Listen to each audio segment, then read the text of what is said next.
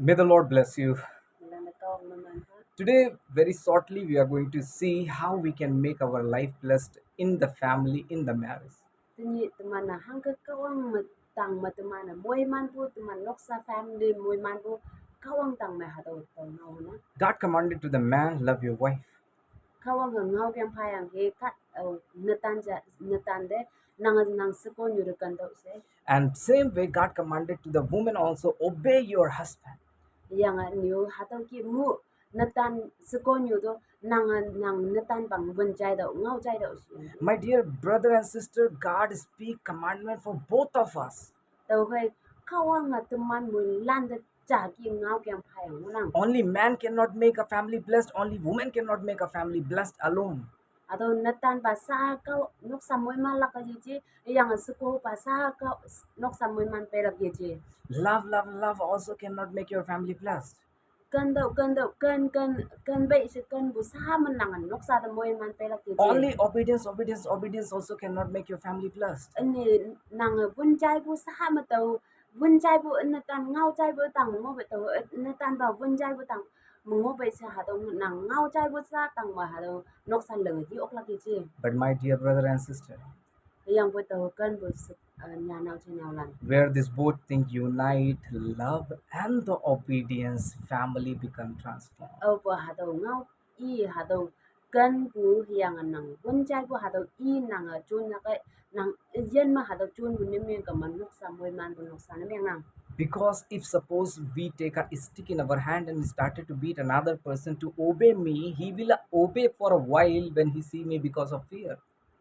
le pu cha ma tàu hà đầu han ti cha chun yang tàu ka ta si cha da salak nang tàu sat ne na sa cha pu ne men ma iya hà đầu han ti de nyam bu kai iya ngau chai la yang bu hà đầu hi bak atam ha chung na iya ngau hai chai ni bu It means the person is obeying you because of the fear. hang jing ne ha do kha nang da nyam bu cha nyam bu li nyam bu jing ne hei nyam bu cha li ya nang bun na kai cha bu nang hawa kai cha bu nang And that kind of obedience is no use for the life, because until you are present, that person will be obey you. When you are in your in presence, he will do, she will do whatever she like. nang ha do hi bak aten ha jing ne hei ha do nang hawa kai cha bu nang hang ne nang ma bu han ti na im hep hep bu jing ne yang bu over lên na tai ba lên na tai bu ne me ka ma ha do nang am bu nyu jim mo ya bu i yen ha do ya wang la ma cha ki mo nyu cham le i lang nang But my dear brother and sister, yang bu taw kan bu nya na jam nang but in the love meaning is the respect of a person. kan bu hangi si bu ne ma ka ta da wang sim phala wang gong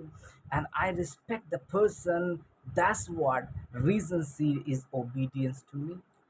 taw wang sim pha bu kai i ado kan yi nang si na One example I will give, and we will be pray together. taw kam na taw example cha le pu cha i yang bu ma tu man chan ni God said, if you love me, ka wang i yang ki nang ado kan bu ne me ma you will obey my command. nang ngau kyang lan chu lak si yang ki I'm talking very deep today. If you love me, you will obey my command. That's God says. atau kawang iyang gin nang kan bu ne me man nang ngau kyang lan chu lak wang gong It means if you love a person truly with your heart, deep heart, nang hatau ting men nang hatau ka da nang mong chang say kan nang ho ne me ngama whether that person is with us or with not us, that doesn't matter, but we will be faithful. hatau ka da nang i nang si sa mo yin nang ya pui ngo ya pui nang nang mu ke yin i ba hatau su ko hatau ka da yin ngo ya pui nang hatau hi pak fi man nang hatau ka da ting lak lak pan nang ngo lak wang gong It means, my dear brother and sister, if the person is available, also if he is not available, also I will be always care about the person. If I am going to do something wrong, he will not feel good. tàu cái nàng hatau ka da yin nang ya pui i mu ke yin ngi ya pui tàu i yin nang bu khai se tàu tu me ni leng hu hang jing ne si bu ne me ma i yin ngo ya pui tàu i si sau jing i jing na tàu a ting ba khak su bu tàu ka da i sa nang ma nang hatau khak su bu ka da na nang ngo la pom pom It means we know and realize in our heart we should be not do any wrong what he don't like whom I love. tàu cái nàng hatau te tau yang nang hatau nang kon kumbu hatau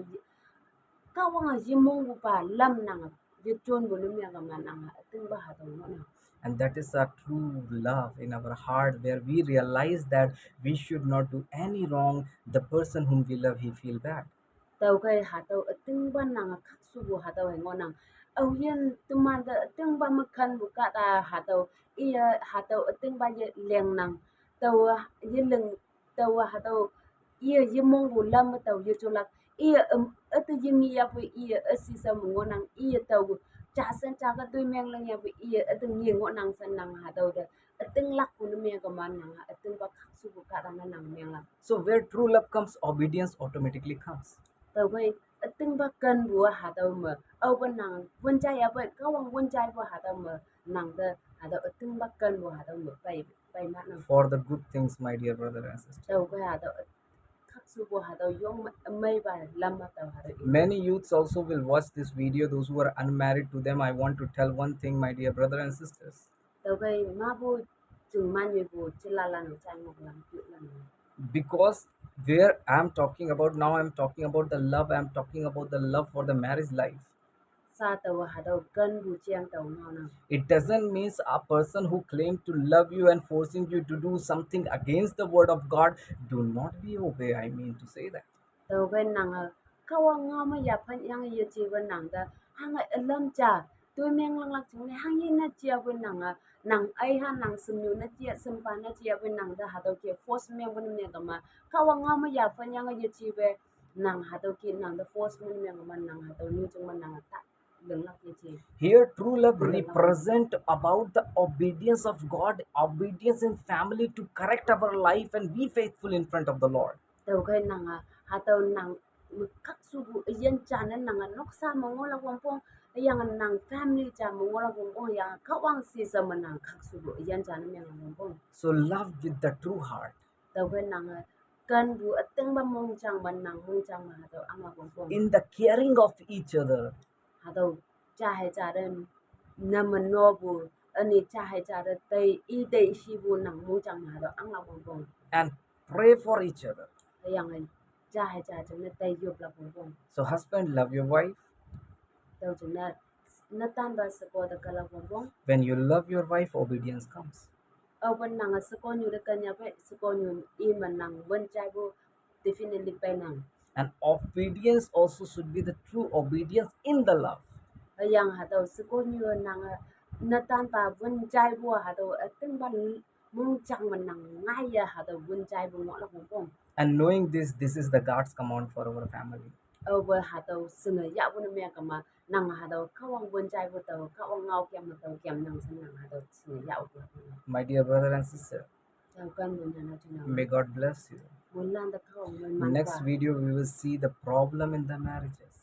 next atau ini ba video mà tụi mình hangi ba problems family mà ngay bo hatau ngau la Why before marriage everything goes very well and after marriage everything collapse in our life and we get fight and quarreling and we feel like that it was better that we should not marry each other. au ba hatau chung yu yang phai mà hangi ba ngay ya bai cha hai cha chung yu nok sa bu nok sam yang ngay bo ngonang yang chung yu yang phai mà tàu chung cha an yu ha bu de tàu i phai cha ang ho ha bu de su hi pak pa mà ngay bo hatau han ngay bo si tàu hatau nhiều lắm mà So like, share and subscribe for the next video. May God bless you. tàu khai mình lan like nên mình cái subscribe nên mình cái share nên mình cái yang anh đi vào video tàu lắc chung